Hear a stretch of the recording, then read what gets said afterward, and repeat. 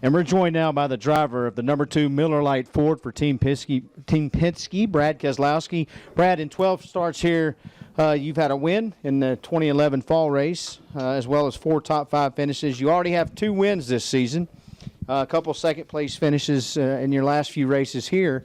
What are your thoughts going into this weekend with the new low downforce package? Is it new? How long does it stay new for? Through the end of July. Through the end of July. Okay, then it goes to old? It goes to middle-aged. Middle-aged? Yeah. I know the feeling. Well, it's good to be here, I think, first and foremost. Unfortunately, of course, we have to fight the rain, but it's all part of, long season. So it's good to see so many people in here. I don't know if I've seen this place packed in a while, so appreciate that. Appreciate everybody being here. But, as far as what we're looking at, this has been a good track for us. And, I think we've finished second here 2 or 3 times now in the last few races. And we have the 1 win here a few years back. And, of course, we'd like to add to that. So I know my guys are ready to do that. We've had a really good stretch here over the last 3 or 4 weeks of, being very competitive, leading laps, being up front, and maybe not getting the wins we wanted out of it, but we did get 1 win, so that's something. But climbing up in points, not that really matters, but feels good and gives us a lot of confidence and belief in ourselves that we can go out and win this week. So along with that, we tested here, which was kind of interesting, and I think we might have learned a few things. So all in all, pretty upbeat. Not going to let the rain get us down, but ready to get on the track for more than 1 lap and see what happens. Excellent. We'll start with questions for Brad.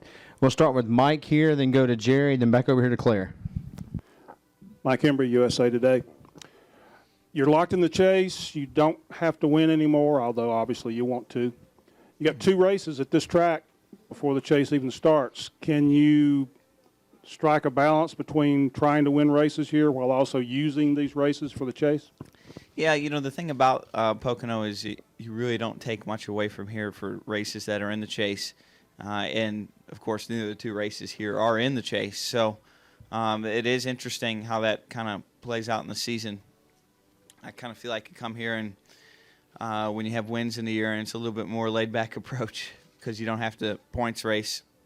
And that this race always kind of unfolds being either strategy or a race where the restarts kind of dictate who wins. So, those things come to mind, and they're a little bit more of a crapshoot. It feels a little bit more like Talladega to me than it does, a lot of our other racetracks where there's some things you can control and a lot that you can't. But, that said, our approach for the weekend is always shifting and adjusting based on how the rules package flows and how our own team developments flow. And Pocono always seems to line up where the first Pocono we're a lot less competitive than we are the second Pocono for whatever reason.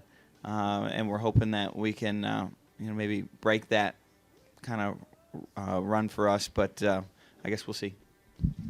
We'll go over here to Jerry. Jerry Jordan, Performance Racing Network and Kicking the Tires. Can you talk about going home to Michigan next week with the newer package? The newer, more improved, less downforce, side force package, yeah.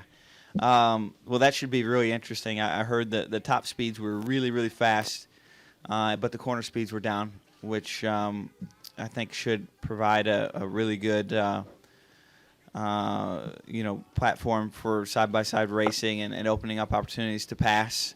So I think we're all really encouraged by that and looking forward to what it'll be like. It's a huge variable for our teams that I know they've all kind of worked through, and I think it's got a tremendous potential to be, the future direction for our sport. So, that's really interesting and exciting to me personally. As far as how it's going to play out, you don't know. It's really unknown. It should that always seems to make for our best racing when we don't know what's going to happen. So I think it'll be a really good race. And the interesting thing is last year we went the opposite way for the rules there at Michigan, and I think most of the garage thought it was one of the worst races of the year. And I think on the other side we feel like this will be one of the best races of the year. We'll go down to Claire. Claire Belang, Sirius XM NASCAR Radio. We were just talking to Dale Earnhardt Jr. about where he feels like they stack up at Hendrick right now. And he was talking about over the years, a team is behind and then they find something and then they improve upon it. And then all of a sudden, that's how Tony Stewart got the championship.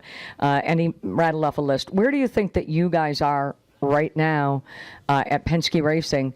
And then talk about what you expect here this weekend. Well, I think we've been somewhat consistent. Every race team, to Dale's point, has its ebbs and flows. Ours, as I was kind of explaining to Mike, always seems to have this early summer kind of, blah, and then we get into late summer and run really good, and hopefully can carry that through the chase. And I think that's a lot of things play into that, of course, the team and its internal dynamics, but also, the overall structure of the company of what you race for, how they do things plays into that as well. So I think we're pretty much exactly in line with where we've been the last probably, 2 or 3 seasons. And, I think we'll have a strong shot at, running for another championship this fall. We haven't been able to close it out the last 2 years, but I feel like we've been right there within a race or two of being able to do that. So I'm, ready for that opportunity and kind of, wanting to hit the fast forward button through this part of the season and get there, but also trying to enjoy the moment and the opportunities in front of us. What about this weekend? Yeah, it's hard to say. I thought we would have, we had incredible speed with both Penske cars in the All-Star race, and not quite what we wanted to have in the 600. It seems like the more we take downforce, side force, and all those things away, the better we run. And I just feel like we have more control as a team and as a driver specifically of our destiny. So I'm hoping that we'll continue to go down that path because it just so happens to be great for the racing as well. But, this week is kind of back to the new lower or the original lower downforce, which is making its way back to, as the team develops the car, normal downforce. So there's a lot of talking points there. But, that's starting to slowly put us, I think, a little bit behind. But I guess we'll have to see. That's why we race on the track. We're going to go back to Jeff, and then we'll come back up front here. Jeff Gluck, USA Today.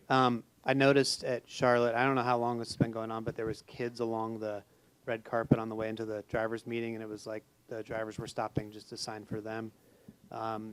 And Dale was saying it wasn't necessarily part of the drivers' council, but a collective effort, I guess, that came up with this concept.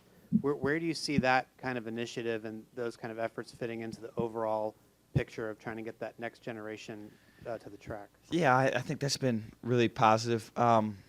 This week has the dog park, and I can confirm that there was no collaboration on the dog park.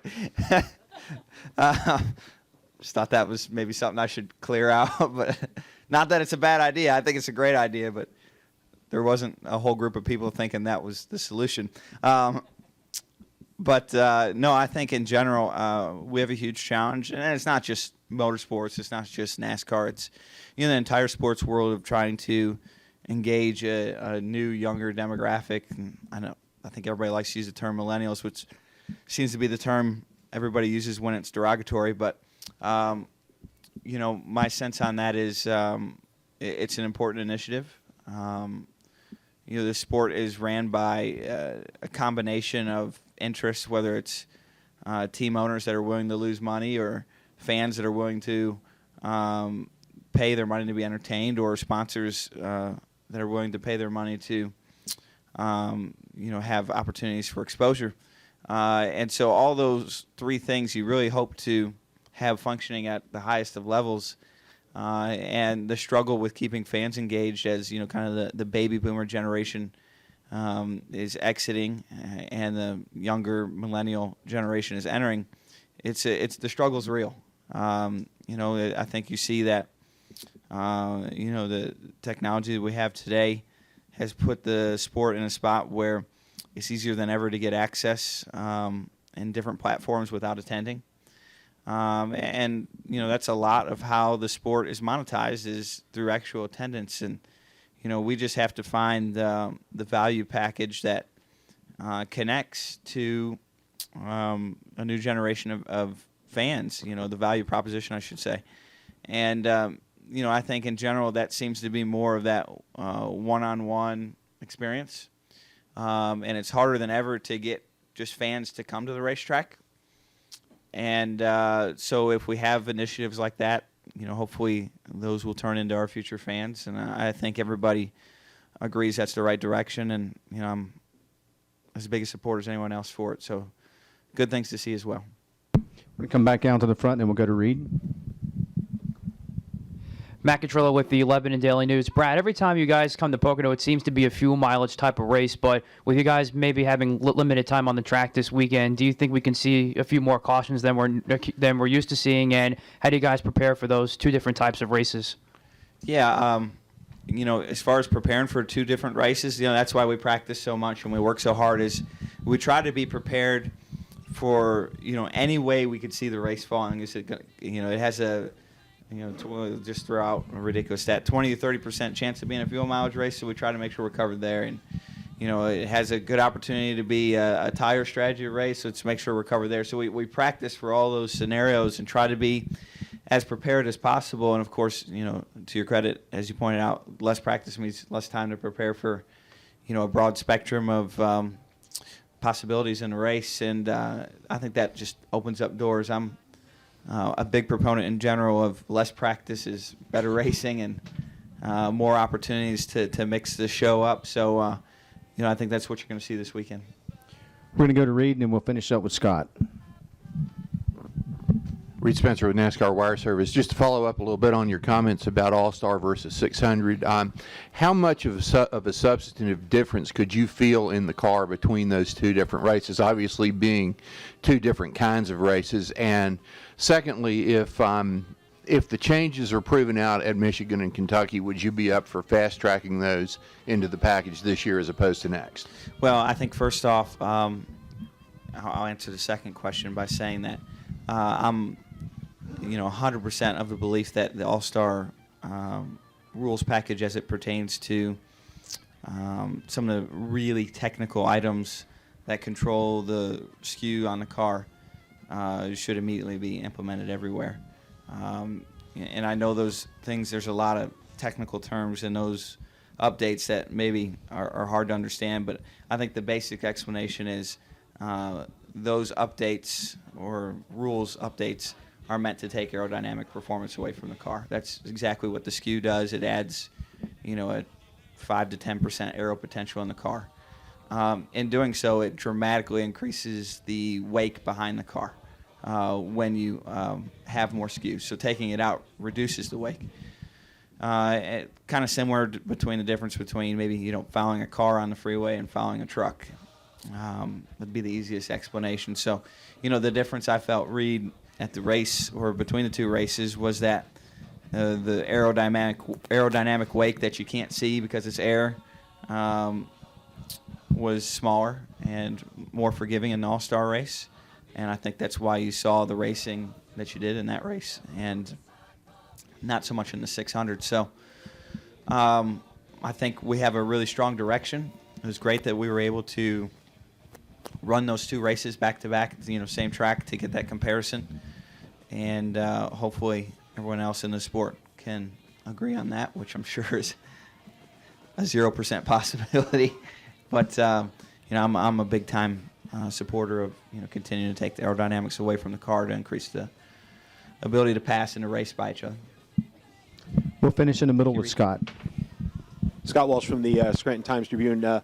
Brad, you mentioned we're at the halfway point of the before the chase cutoff. You're obviously locked in, but you also mentioned you'd like to hit the fast forward button to get there. Is it difficult, almost like a kid waiting for Christmas morning to get here? And do you see yourself maybe taking more chances, maybe gambling a little more because you are, over these next 13 races because you are locked in the chase already? Well, I think there's no other sport where you can be locked into the playoffs less than a third of the way into the season.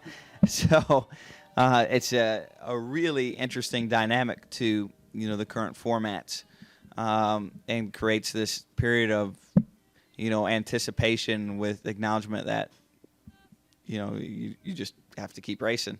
Don't get me wrong, there's still opportunities to win, and we're going to try to take advantage of that. But I'm ready to run for the championship right now. I'm hungry for it. I think we have another opportunity. I really want to win a second championship. And so, I think trying to keep that pace, keep the excitement, the energy up through these few months is a tough task, but one that we'll have to take up. Brad, thanks for coming in, and good luck this weekend. Thank you, guys.